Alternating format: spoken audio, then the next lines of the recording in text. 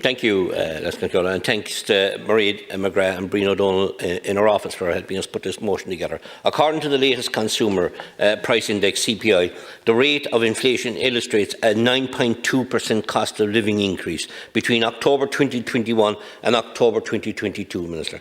The rate of inflation is being driven in Ireland by the cost of energy in Ireland. The cost of gas has spiked 93.3% in the last 12 months. The cost of electricity by a staggering 71.2% and the cost of home heating oil by 65%, and solid fuels up 47%. The cost of heating and keeping the lights lit at home in small businesses, schools, and in some schools, which I have already said here in the Dáil, going cap in hand to the local parish priests to help them, and community facilities are becoming extremely challenging for many and forcing several more into undisputed poverty. Family-owned supermarkets from all over Cork County have rang me. I've met them. I've been to their premises. They don't know how their doors are going to stay open. I have met with the hotel industry in recent months in Clonakilty, and many of them in surrounds of Clonakilty, and they don't even know if they will be able to keep their doors open. They're telling me that the only way they can pay some of these bills is to have their own family members working free. In the months ahead. This is an astonishing situation.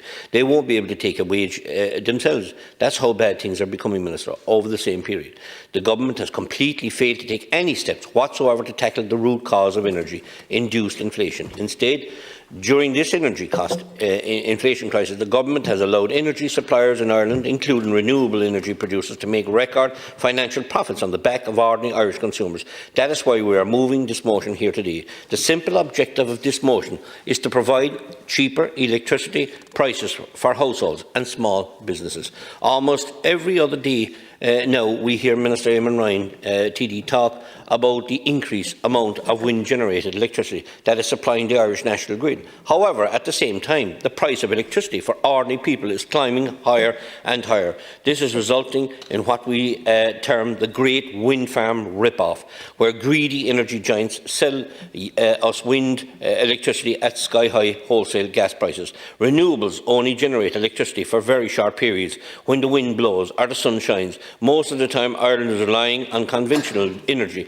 That is why we need a backup system for when there is no wind. As a result, we have to pay very, very high prices if a gas-fired power plant is only being used half the time because wind is given preferential treatment.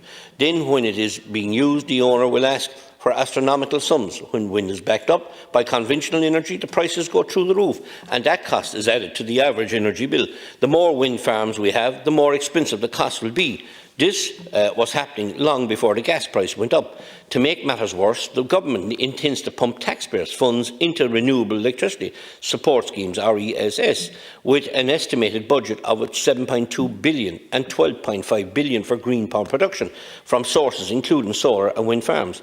All eligible technologies will compete for subsidies through auctions under RESS by giving preferential treatment to a small quantity of energy producers for offshore wind. Clearly, the lobbying power and influence of this international cooperation paid off.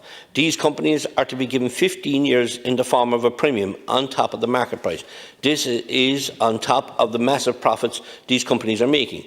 Then we have the government coming out with the electricity crisis, while welcome in reality are nothing more than crumbs at the table style treatment, and merely serve to increase the profits of energy companies as they retain the money, driving costs higher and doing nothing to tackle the existing underlying problems. Our motion also calls on the government to accept that the cap is one of the best ways to reduce domestic and small business electricity prices, with the renewable energy producers still well able to recover their investment and operating costs.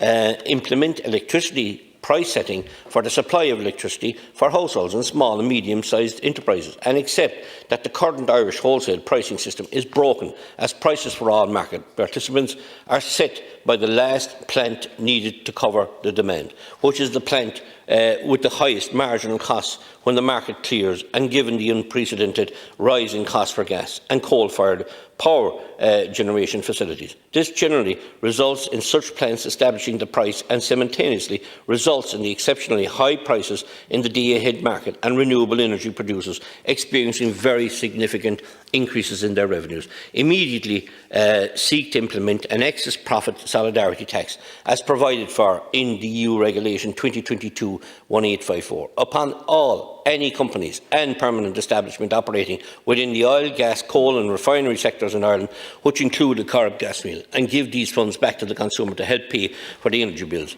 In the government's practice of having a lucrative long-term deals with energy companies that allow them to inflate prices while obtaining government subsidies, simultaneously burdening working-class consumers with sky-high energy prices. And, you know, Minister, to be honest with you, we need our own energy independence. We've been running and skirting around with this idea in this country, while the rest of the world is going straight ahead, the same as per normal. They're letting on there's all these climate action controls. So we saw what happened in COP27 last week. 400 private government jets flew into Egypt. In the name of God, what damage did that do to our climate? It is absolute hypocrisy as to what they were telling.